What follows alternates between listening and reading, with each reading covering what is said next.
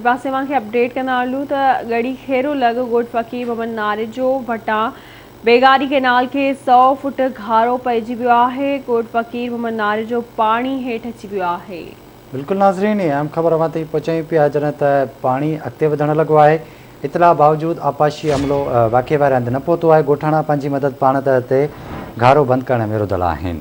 Update कयूं पिया गड़ी खैरो लॻ ॻोठ फ़कीर मोहम्मद नारे जो वटां बेगारी केनाल खे 100 फुट घारो पइजी वियो आहे। ॻोठ फ़कीर मोहम्मद नारे जो पाणी हेठि अची वियो आहे जॾहिं त पाणी अॻिते वधणु लॻो आहे। इतला बावजूद आपाशी अमलो वाक़े वारे हंधि न पहुतो आहे। ॻोठाणा पंहिंजी मदद पाण त हिते घारो बंदि करण में रुधल आहिनि। अवां खे आगाह कंदा हलूं, ब्रेकिंग न्यूज़ आहे। गड़ी खैरो लॻ ॻोठ फ़कीर मोहम्मद नारे जो वटां बेगारी केनाल खे 100 फुट घारो पइजी वियो आहे। ॻोठ फ़कीर मोहम्मद नारे जो पाणी हेठि अची वियो आहे। पाणी अॻिते वधणु लॻो आहे। इतला बावजूद आपाशी अमलो न पहुतो आहे। ॻोठाणा पंहिंजी मदद पाण तहत घारो बंदि करण में रुधल आहिनि।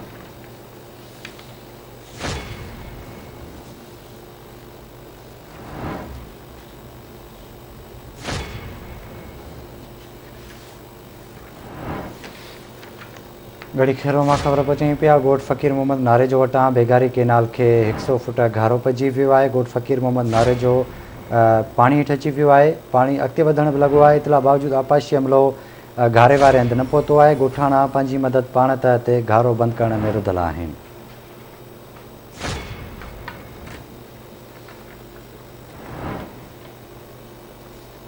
ख़बर अवां ताईं पहुचायूं पिया गड़ी खैरो लॻ ॻोठ फ़कीर मोहम्मद नारे जो वटां बेगारी केनल खे 100 फुट घारो पइजी वियो आहे।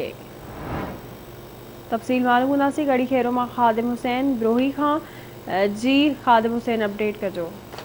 जी, बेगारी केनाल के ॻोठ फ़कीर मोहम्मद नारे जो 100 फुट जो घारो पइजी वियो। घारे सबबि ॻोठ गौसपुर जमाली सोजरो खान बुलेदी ॻोठ फ़कीर मोहम्मद नारे जो पाणी हेठि अची विया आहिनि। जॾहिं त केतिरनि ई कलाकनि खां घारो हलंदड़ आहे। इतला बावजूद आपाशी जो कोई बि अमलदार घारे वारा न पहुतो। तंहिं करे ॻोठाणनि जेको आहे न बेगारी पुल ते आपाशी अमलदारनि ख़िलाफ़ धरणो हुयो।